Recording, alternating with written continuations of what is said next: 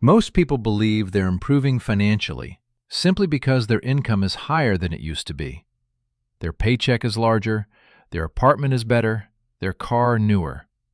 But behind the appearance of progress, something fundamental hasn't changed. They still rely entirely on their own labor to finance their life. Their money doesn't work independently. They do. This is the silent trap of modern personal finance. For decades, people measure success by income growth instead of capital growth.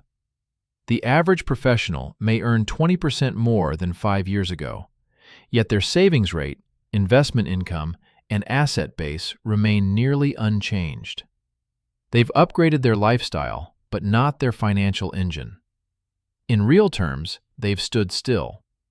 To see the scale of the problem, look at a simple example.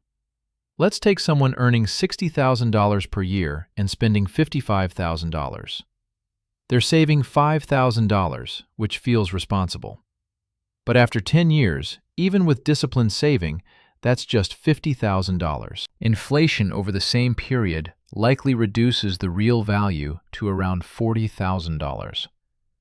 Meanwhile, housing and service costs likely rise faster than wages.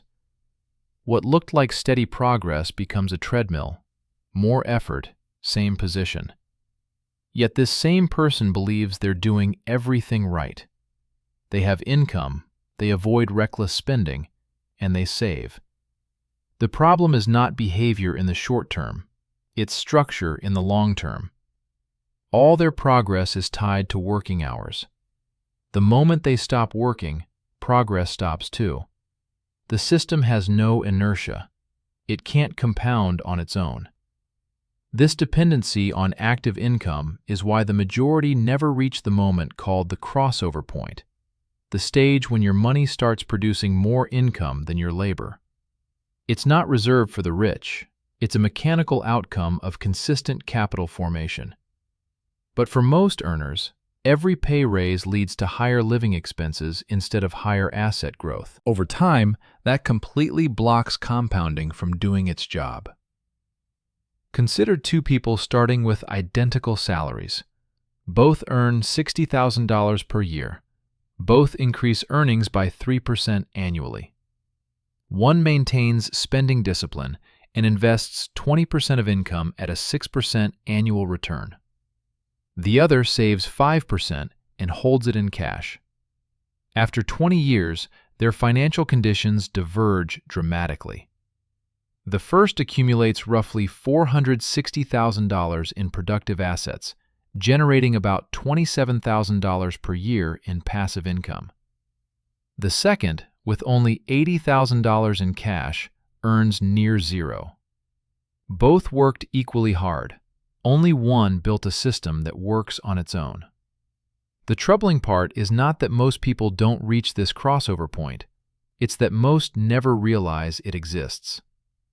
The financial system rewards visible consumption, not unseen accumulation. So they reserve all their effort for higher salaries, promotions, or side hustles, activities that keep them in perpetual motion but never out of dependency. When you view money purely as a wage, not as a builder of capital, you can earn for 30 years and remain financially fragile. What's missing isn't motivation or discipline. It's a clear structure that turns effort into independence.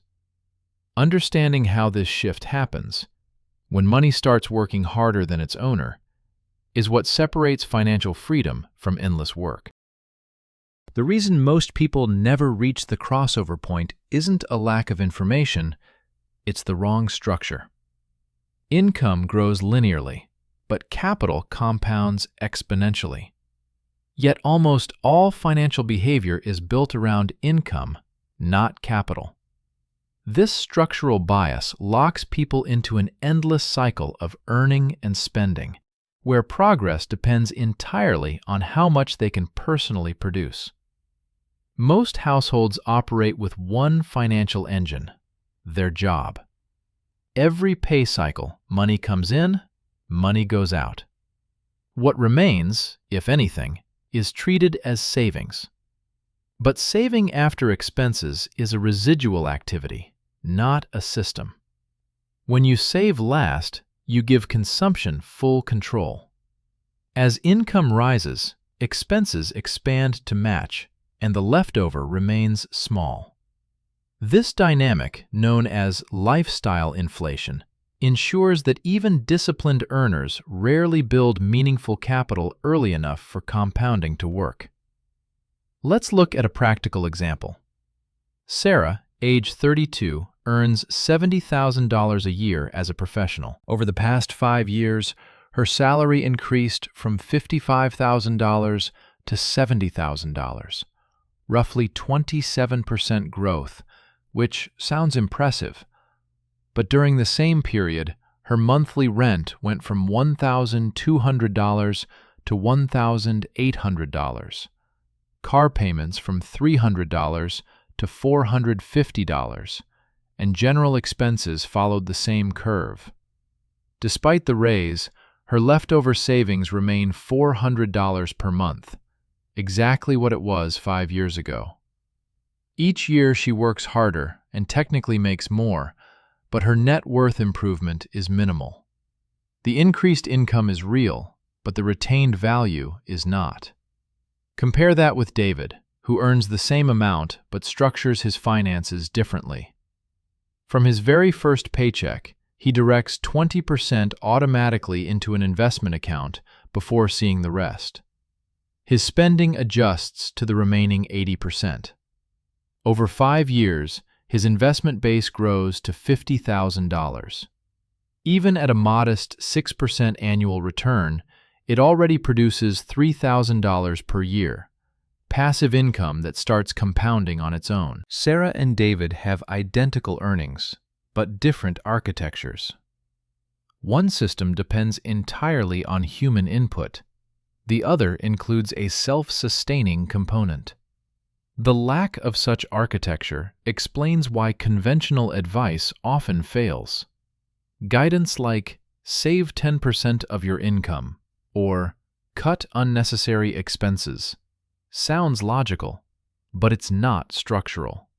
It doesn't account for the behavioral reality that humans optimize lifestyle first, savings second. Without a predefined mechanism, consumption will always take precedence, not out of irresponsibility, but by design. Another misconception is that higher income automatically solves financial instability. But statistically, most high earners still live paycheck to paycheck. Their financial load simply scales with their earnings. Higher mortgage, private schools, more frequent travel. The base dependency on active income remains identical. Without capital productivity, even 6-figure households remain vulnerable to a single job loss or health event. The deeper cause is psychological and systemic. People are trained to think in terms of wages, not assets. Schools emphasize employability, not capital management. Banks encourage spending and borrowing, not structured ownership. The entire ecosystem reinforces an income-first mindset. As a result, the average person spends decades optimizing the wrong variable, earning power, while ignoring the metric that actually compounds, invested capital. So the problem is not that people are financially careless. They operate without a system that converts effort into autonomous growth. Income alone can never outpace time and inflation. Only capital can. Until the financial structure shifts from reactive saving to programmed investing, the crossover point remains unreachable for most. Understanding this difference between linear labor income and exponential capital income is the first step toward escaping that cycle. 3 specific mistakes prevent most people from reaching the crossover point. Each creates compounding damage over time, regardless of income level. The issue is never how much you earn, it's how you allocate it. Mistake number 1: measuring success by income, not by capital. Most track salary increases, bonuses, or net worth snapshots, but not the yield their assets produce. They celebrate a $10,000 raise while their $20,000 in savings earns zero. Over 10 years, this leads to stagnation. Someone earning $60,000 who saves $6,000 annually but keeps it in a checking account ends up with $60,000 nominal savings. Inflation at 3% annually reduces that to $44,000 in real purchasing power. Meanwhile, the same saver investing at 6% net return accumulates $80,000 nominal and $59,000 real value. The first scenario feels like progress. The second actually builds independence. Mistake number 2, saving reactively instead of systematically. People spend first, save whatever remains. This works sporadically, but fails structurally. Lifestyle adjusts upward with income, leaving savings flat. Consider 2 scenarios starting at age 30 with $50,000 income.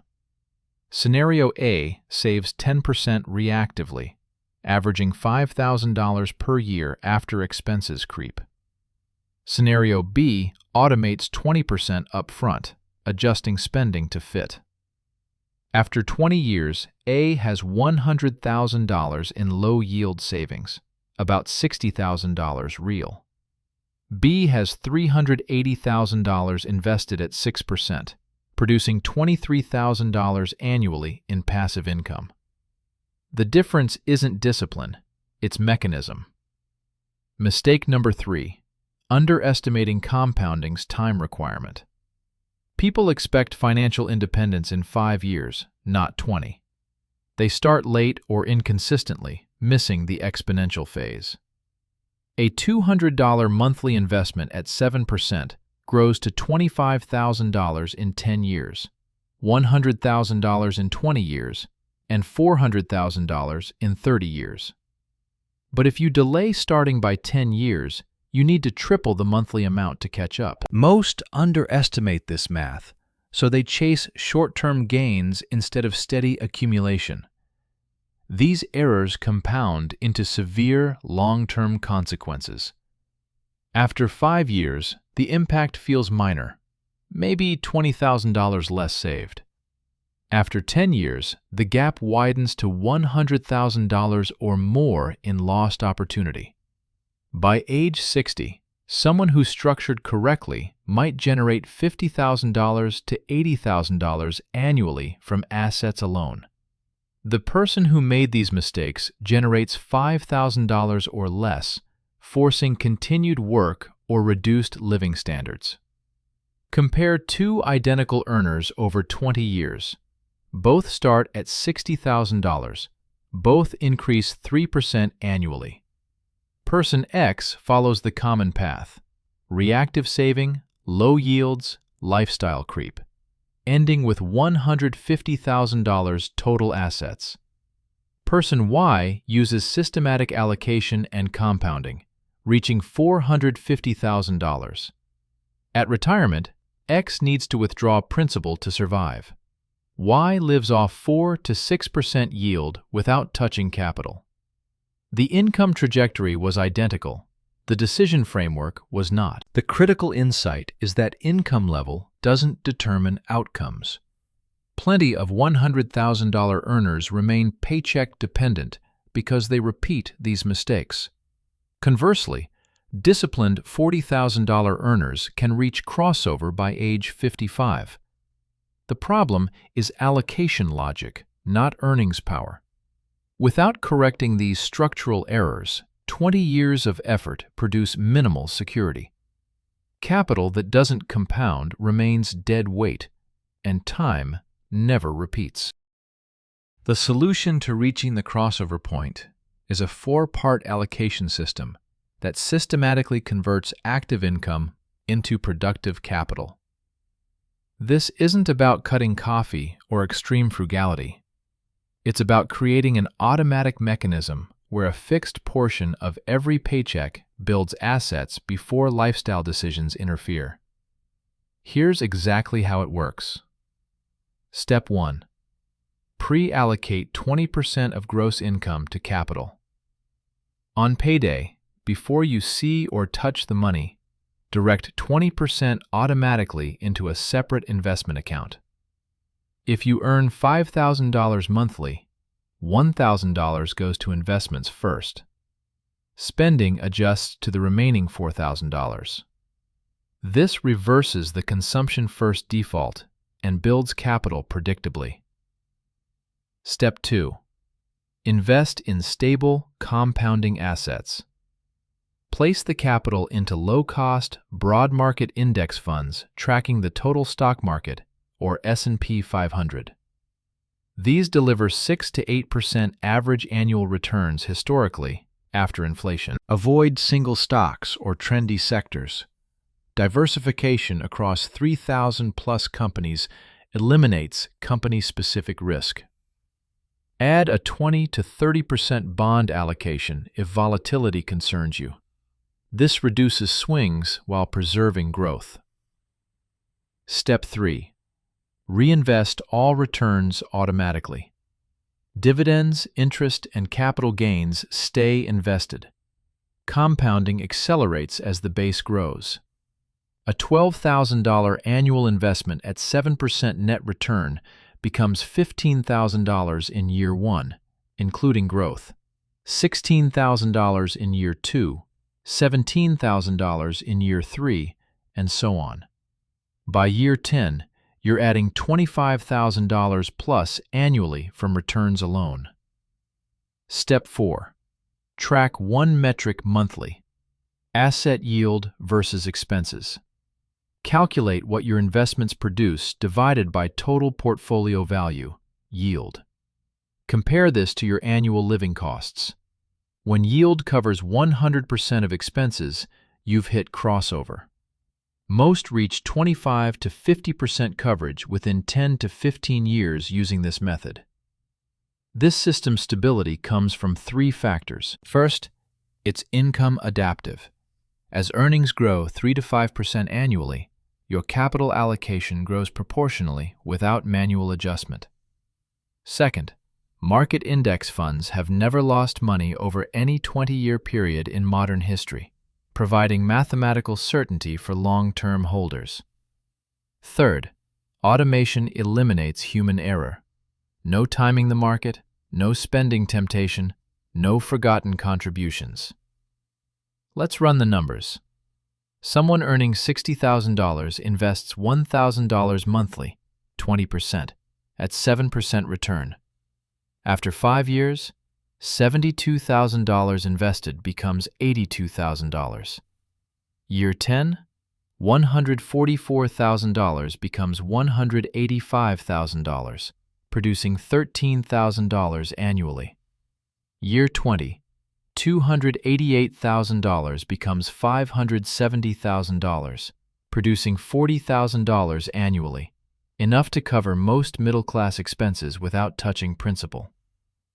Compare this to alternatives. Day trading averages negative returns for 90% of participants after fees. Real estate requires large upfront capital and active management. Crypto lacks historical stability data. Index investing wins because it's passive, diversified, and mathematically proven across decades. The system requires zero skill beyond setup. Open a brokerage account, Vanguard, Fidelity, Schwab. Select Total Market ETF, VTI, and Bond ETF, BND. Set automatic monthly transfers from your paycheck. Enable dividend reinvestment. Total time, 15 minutes initially, zero maintenance. This isn't gambling on market timing or hoping for a windfall. It's engineering. Your only variables are consistency and time horizon. Execute for 15 to 20 years, and capital overtakes labor through pure mathematics. The crossover point isn't luck, it's allocation. Now let's integrate all 5 parts into one cohesive system that reliably produces the crossover point. This isn't theory. It's a repeatable process that converts labor income into capital independence over defined time horizons. Here are the 3 phases and exactly what changes at years 1, 5, and 10. Phase 1. Foundation. Years 1 to 2. Pre-allocate 20% of gross income to investments before spending. Use low-cost total market index funds, VTI, and bonds, BND. Track one metric monthly: total invested capital. Automate everything. Year 1 result: $12,000 invested becomes $12,800 at 7% return.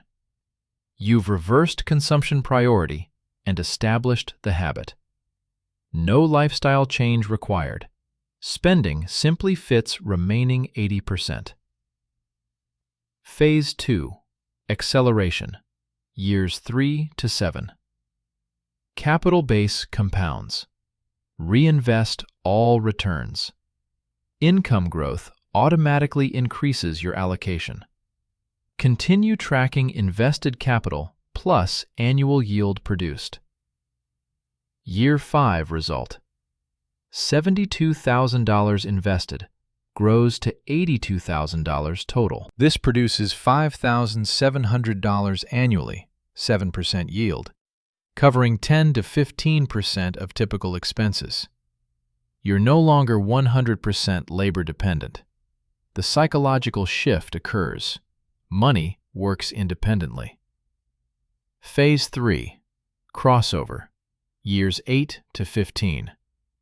Yield percentage rises as base compounds exponentially. When passive income equals expenses, you've crossed over.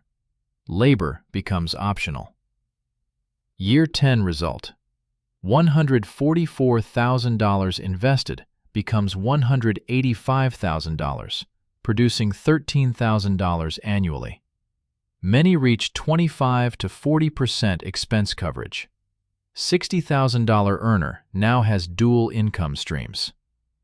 Year 15 result: $216,000 invested becomes $370,000, producing $26,000 annually. Half of middle-class expenses covered passively. Immediate action steps this week. Most people never reach crossover because they lack this sequence. They earn, spend 95%, save 5% reactively, measure wrong metrics, and start too late. This system eliminates every failure point through automation, diversification, and compounding math. After 20 years at $1,000 per month, 20% of $60,000 income, you accumulate $570,000, generating $40,000 annually. That's not wealth by elite standards, it's independence by mathematical certainty. A $100,000 earner following identical logic reaches $950,000 and $66,000 passive income. The income starting point matters less than the allocation system. Financial independence isn't reserved for high earners or market geniuses. It's produced by consistent capital formation over long horizons. You don't need to earn more tomorrow. You need to allocate differently starting today. Execute this structure, track the single metric, and the crossover point becomes inevitable. Time and mathematics handle the rest.